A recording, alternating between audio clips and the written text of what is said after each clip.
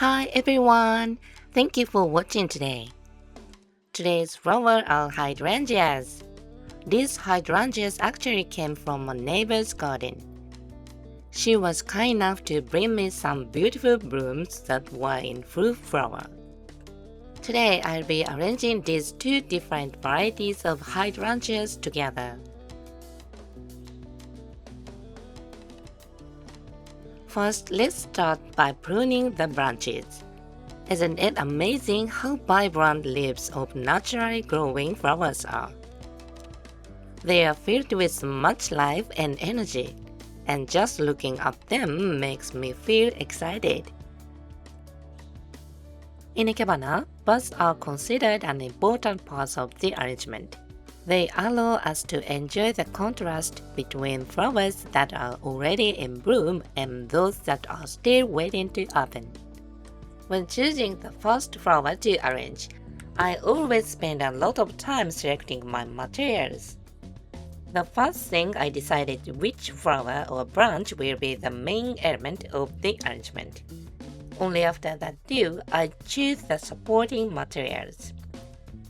Before I begin arranging, I make a clear decision about where the main flower will be placed and how I want it to appear.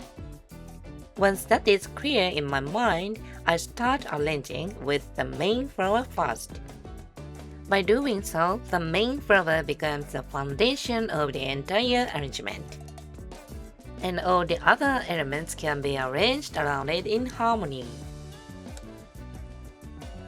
The second hydrangea will be placed so that the first one remains the main focal point of the arrangement.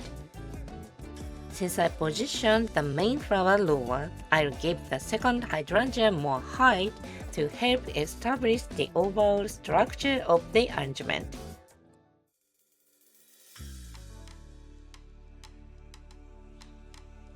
Next, I'll add another type of hydrangea. In Japan, this variety is called gaku ajisai or lacecap hydrangea. It features clusters of tiny flowers in the center, surrounded by larger decorative flowers.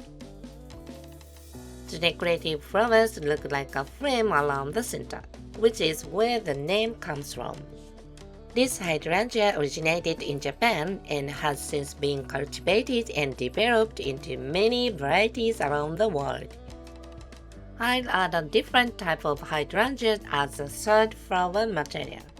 The first hydrangea serves as the main focal point of the arrangement, and the second hydrangea was placed higher to establish height and depth.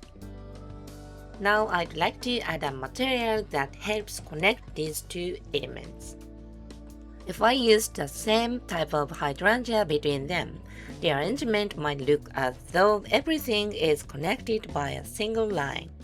To create a more three-dimensional composition, it's important to introduce a different material.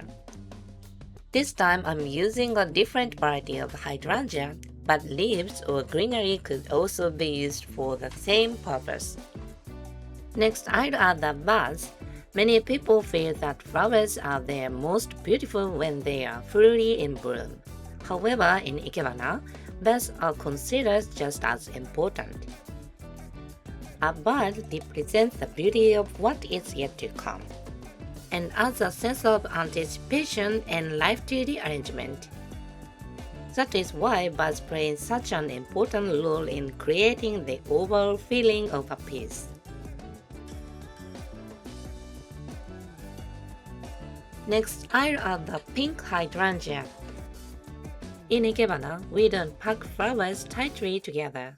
Instead, we leave open space known as ma between the materials. Sometimes we place the Kenzan near the edge of the container and leave part of the water visible, allowing us to enjoy the space as if it were a waterside landscape.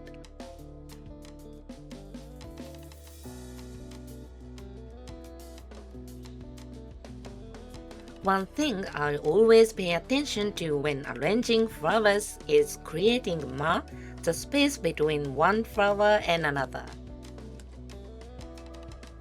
this space is just as important as the flowers themselves, because it allows each material to breathe and express its own beauty.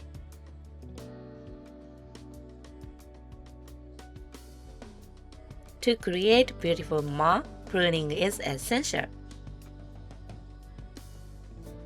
In ikebana, even a perfectly blooming flower or a lovely bud may be removed if it does not contribute to the expression of the arrangement.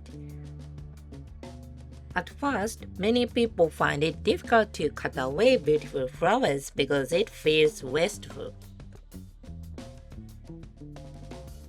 But as you continue practicing ikebana, you gradually learn how to keep and what to remove. So don't be afraid to practice again and again. Over time, you'll develop an eye for creating balance and beauty.